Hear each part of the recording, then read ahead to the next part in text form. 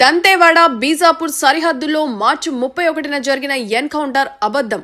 Arrest చేసిన తర్వాత comrade Renuka alias చైతే హత్య చేయబడిందని communist party of Maoist Dandakaranya special zonal committee ప్రకటించింది.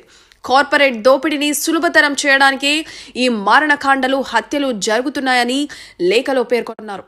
ఆదివాసీలు విప్లవకారులు ఊచకోతలను వెంటనే ఆపాలని డిమాండ్ చేశారు. దంతేవాడ బీజాపూర్ జిల్లా సరిహద్దు ఇంద్రావతి నది ఒడ్డున మార్చి 31న జరిగిన ఎన్కౌంటర్లో దండకారణ్య స్పెషల్ జోనల్ కమిటీ సభ్యురాలు comrade Renuka alias Banu alias Chaite చనిపోయారని పోలీసులు పరిపాలన అధికారులు విడుదల చేసిన ప్రకటన అవాస్తవం.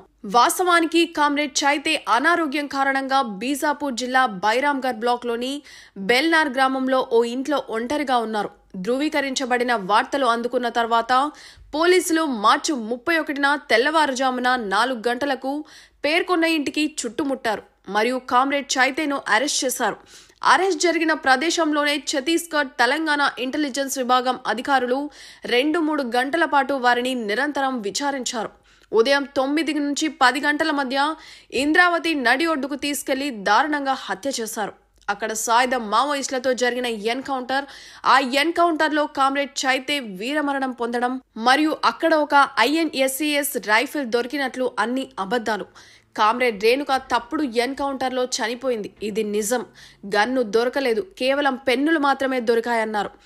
ల్యాప్టాప్ ఉపయోగించి పెన్నులతో సాహిత్యం రాసే బాధ్యతలు మాత్రమే నిర్వహిస్తున్న ఆమెను అదుపులో తీసుకొని దారుణంగా హత్య చేసి తుపాకులు పక్కన పెట్టారని వారు అన్నారు. తెలంగాణ రాష్ట్రం జనగామ జిల్లా దేవరపులం మండలం కడవెండి గ్రామానికి చెందిన కామ్రేడ్ గుమ్మడవెల్లి రేణుకా అలియాస్ చైతే 55 సంవత్సరాలు. తిరుపతి నుండి LLB మొదటి విభాగంలో ఉత్తీర్ణత సాధించింది. దాదాపు 30 ఏళ్ల పాటు విప్లవోద్యమంలో తన సేవలను అందించిన ఆమె ప్రతి మలుపులోనూ ఉద్యమంలో కొనసాగారు. అనారోగ్యంతో బాధపడుతున్నప్పటికీ పార్టీ ఇచ్చిన బాధ్యతలన్నింటినీ చివరి శ్వాస వరకు దృఢ సంకల్పంతో చిరునవ్వుతో నిర్వర్తించారు. కామ్రేడ్ రేణుక మొదటి నుండి ఆమె బలిదానం వరకు తెలంగాణ మరియు దండకారణ్య మహిళా విముక్తి ఉద్యమంలో ముఖ్యమైన మరియు క్రియాశీల పాత్ర పోషించింది. దండకారణ్య మహిళా సబ్ కమిటీలో క్రియాశీల సభ్యురాలు. దండకారణ్య స్పెషల్ జోన్ యొక్క రాజకీయ మౌత్ పీస్ ప్రభాత్ మరియు క్రాంతికారి ఆదివాసీ మహిళా సంఘం యొక్క మౌత్ పీస్ అయిన సంఘర్షత్ మహిళ మరియు దానిగొండి భాషా వెర్షన్ లాడే మయానా మహిళ అనేక అడ్డంకులున్నప్పటికీ ప్రజలలో పత్రికలను క్రమం తప్పకుండా పంపిణీ చేసే బాధ్యతను నెరవేర్చారు. దీనికి ముందు తను CRB యొక్క రాజకీయ పత్రిక క్రాంతి సంపాదకీయ బోర్డులో కూడా పనిచేశారు.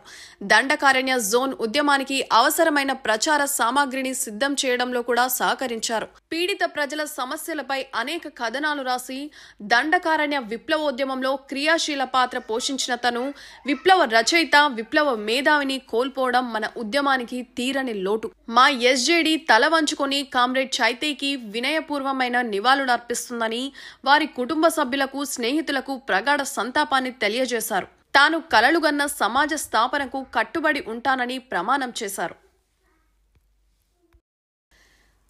అదేవిధంగా మార్చి 25న మా సీనియర్ ఇంటెలిజెన్స్ ఆధారంగా మా senior comrade Indravati area committee సభ్యుడు కామ్రేడ్ లంకేశ్వరపు సారయ్య అలియాస్ సుధీర్తో పాటు అదే ఇంద్రావతి ప్రాంతంలోని బొడ్డా గ్రామంలో కొంతమంది గ్రామస్తులను అదుపులోకి తీసుకున్నారు. కామ్రేడ్ సుధీర్ను కూడా అదే స్థలంలో పోలీస్ అధికారులు విచారించారు. ఉదయం 10 గంటలకు సుధీర్తో పాటు పట్టుబడిన గ్రామస్తులు 2 యువకులను గ్రామం వెలుపులోకి తీసుకెళ్లి హత్య చేశారు.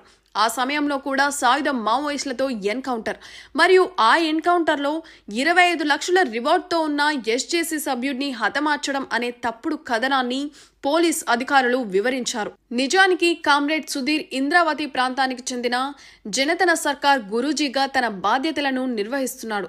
అనారోగ్య కారణాలతో స్థానిక కార్మికుల సహకారంతో కొద్ది రోజులుగా అక్కడే ఉండిపోయాడని వారు పేర్కొన్నారు.